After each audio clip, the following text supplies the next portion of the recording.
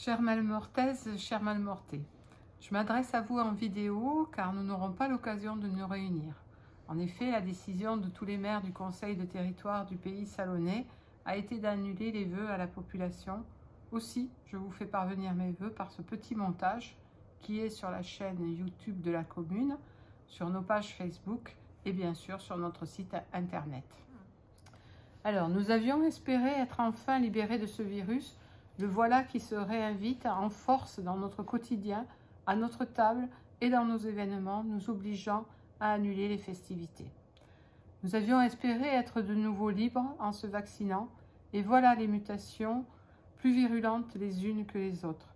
Les rappels devenant urgents, les délais de protection raccourcis, les enfants vecteurs de propagation. La vaccination protège des formes graves, mais pas de la contamination, nous le savons. Depuis plus d'un an et demi, nous nous adaptons, nous résistons, nous appliquons les règles et les gestes barrières. Nous mettons en place des protocoles sanitaires et nous contraignons à cette rigueur pour continuer à vivre avec le virus. Ce qu'il nous faut apprendre de l'histoire et des pandémies précédentes, c'est que le virus mute. Il ne réagit pas comme on pourrait le prévoir et la prudence est donc de mise. Mais les pandémies d'avant ne sont pas les crises du coronavirus d'aujourd'hui. La technologie et la recherche ont évolué, épargnant plus de vies. Cependant, le virus cherchera toujours, lui, à survivre, d'où ces rebonds épidémiques et notre adaptation permanente. Il est vrai que cette 5e vague avec le variant Omicron affecte notre région durement et amène une nouvelle période d'angoisse. Nous avons su faire face jusque-là, nous saurons aussi réagir et nous adapter. Il faudra pour autant répondre psychologiquement, socialement et économiquement à cette crise. Il nous faudra positiver, se montrer unis pour passer ce nouveau cap, car la durée de cette crise nous est inconnue. Notre quotidien est encore contraint, mais nous pouvons rester optimistes, résolument tournés vers le meilleur. Je fais le premier vœu que nous restions solidaires et reconnaissants. À propos de cette crise sanitaire, je tiens à saluer le personnel municipal qui est depuis mars 2020 sur le pont, aux écoles, à l'entretien des bâtiments, à la restauration, au foyer des seniors, aux services techniques, à la police municipale, à la médiathèque, à l'accueil en mairie, aux services que l'on voit moins, le service finance, le service urbanisme et le service communication. Avec toutes les directives provenant de la préfecture et de l'État, quelquefois à mettre en place en application dès le lendemain, les contrôles à mettre en place, toutes les organisations et protocoles à revoir afin d'éviter les contacts, je tiens à souligner l'implication de tout ce personnel et à les remercier très sincèrement. Toutes les tâches quotidiennes ont été perturbées et le sont encore pour la plupart. Les élections de mars 2020, à la veille du confinement, nous ont obligés, mon équipe et moi-même, à travailler en distanciel, ne pouvant organiser de réunions publiques, sauf les conseils municipaux. Il a été compliqué d'avancer sur les projets, surtout pour les nouveaux élus, et je tiens à les féliciter d'avoir gardé le cap, sachant s'adapter à une façon de travailler inédite. En 2020, une solidarité avait vu le jour pour soutenir le personnel soignant, les médecins, les infirmières, les pharmaciens, les aides-soignants, ceux à domicile, les aidants, le personnel des EHPAD et leur direction. Fin 2021, rien n'est terminé et nous devons nous protéger afin de réduire les hospitalisations. Les plans blancs ont été activés, retenant les soignants à leur poste, supprimant les congés. Je suis de tout cœur avec eux et je les remercie sincèrement. Je désire aussi mettre en avant les bénévoles et professionnels qui ont permis au centre de vaccination de Sénas de fonctionner durant presque 9 mois avec une qualité de service exemplaire. Dans les écoles, certaines périodes furent compliquées. Je remercie les parents pour leur adaptation à ces multiples règles, complexes et souvent incompatibles avec la vie de famille.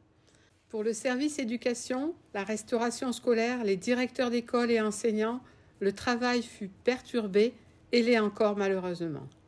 Il faut souligner la belle coordination de ces services qui ont montré leur adaptabilité sur du long terme. La commune a dû investir en personnel supplémentaire pour l'application des protocoles et éviter les brassages.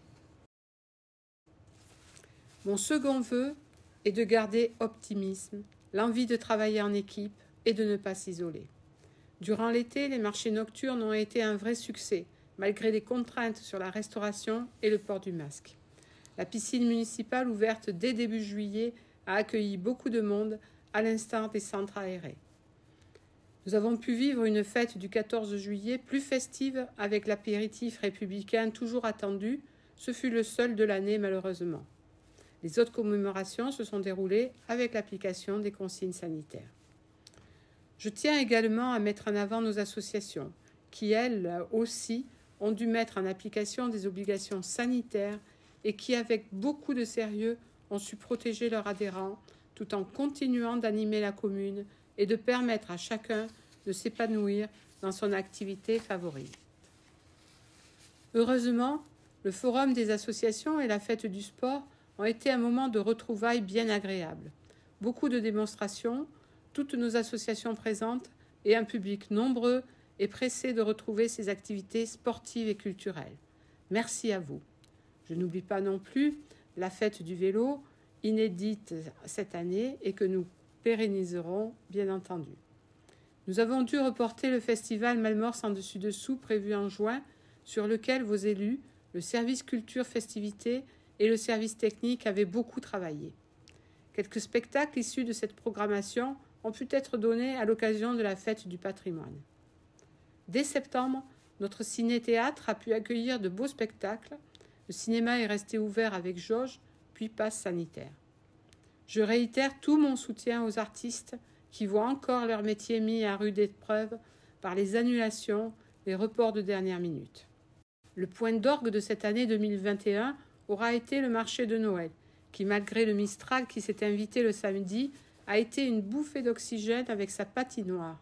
Elle a accueilli plus de 400 enfants sur les 2 jours, une église qui a fait le plein pour la jolie soirée de chant du monde. Nos artisans et commerçants étaient aussi bien présents pour les visiteurs. Le théâtre d'Annie a accueilli 2 spectacles en salle comble à la plus grande joie des enfants. Mon troisième vœu est de passer cette période liée à l'hiver afin de nous retrouver avec le plaisir d'être ensemble et développer tous les moyens pour bien vivre ensemble. Le travail a été poursuivi.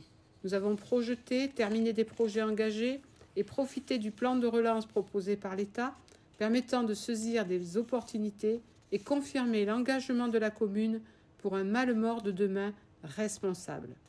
2 labels ont été attribués à la commune.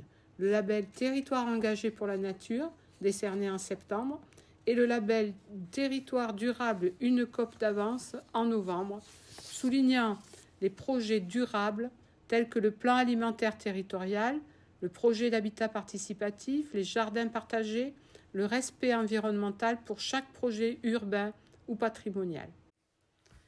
Mon équipe et moi-même, tout comme vous, avons traversé des périodes plus faciles, d'autres presque normales, et aujourd'hui, un retour à la limitation de nos libertés.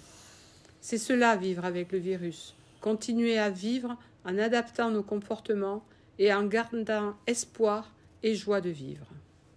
Nous avons dû renoncer à la réunion de bilan annuel en 2020 et également en 2021. Aussi, d'ici le mois d'avril, un hors-série du Malemort Info vous sera distribué dans votre boîte aux lettres, car beaucoup d'actions ont été menées durant cette période et la projection pour 2022 vous sera détaillée. Je peux d'ores et déjà vous annoncer une réunion publique avec les architectes du département pour présenter la restauration du pont suspendu qui, je le sais, est cher à vous tous. Et mon dernier vœu sera pour vous, en vous souhaitant de très belles fêtes de fin d'année avec ceux qui vous sont chers, tout en protégeant les plus fragiles. Des vœux de santé et de sérénité. Bonne fête à tous. Et à l'an que ven, se siam pas mai, que siam pas men.